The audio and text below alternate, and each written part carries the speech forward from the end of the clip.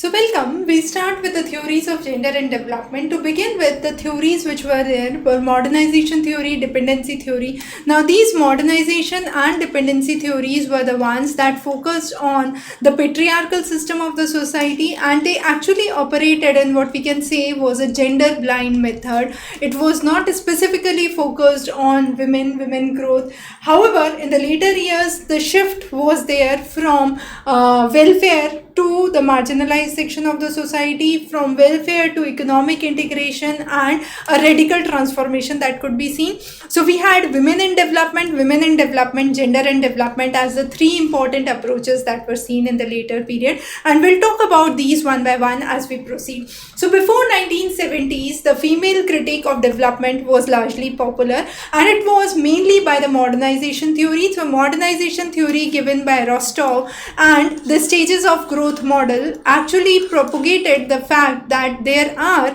growth which is gender blind. It is applicable for everyone, and it was basically under a patriarchal norm. However, we have seen the welfare approaches from 1950s to 70s, which was before the period of WID, that is Women in Development, and that was mainly on the basis of welfare. And this welfare was not specifically for women, it was a general welfare, and women was considered as a passive beneficiary in the welfare approach, which was taken into account. So when policies targeted to vulnerable women through the food aid, family planning, or maternal health, they were actually ignoring the productive and the economic roles of an individual.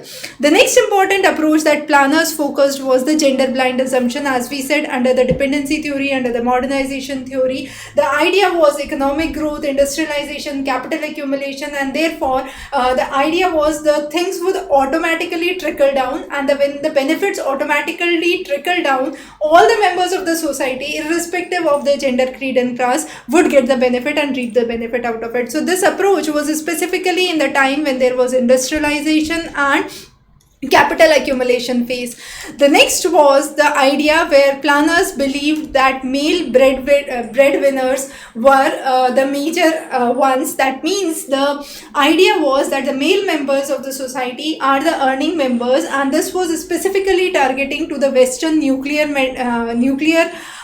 family models that was there, confining the sole role of the men for productive work and women for reproductive and non-economic domestic works.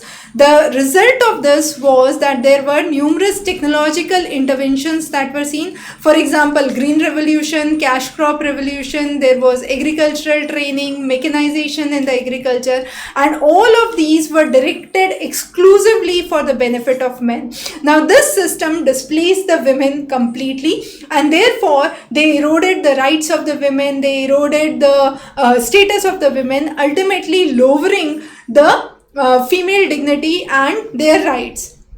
So the phase of this, we would say, was the phase where the idea of women in development was to be adopted, because they were left with no other reasons, but there was erosion of the rights that had happened rapidly after the industrialization, capitalization, where the major aspect was exclusively dominated to the male members of the society. So Esther Bostrop actually talked about a watershed moment where in her work, which was women's role in the economic development 1970, she actually talked about that development was not gender neutral. It was actively working to impoverish the women of the society. So Bostrop was basically an economist from the regions of Denmark, and she worked extensively in the regions of Asia, Africa, Latin America to prove three important things. One was the male versus the female farming system,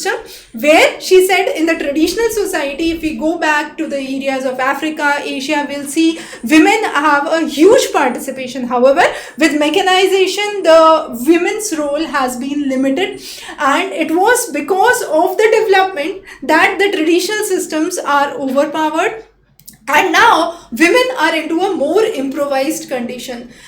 The next important thing that she laid down was marginalization versus modernization. So she said that modernization projects which are there are actively looking to marginalize the female members of the society, making them less productive for work and less useful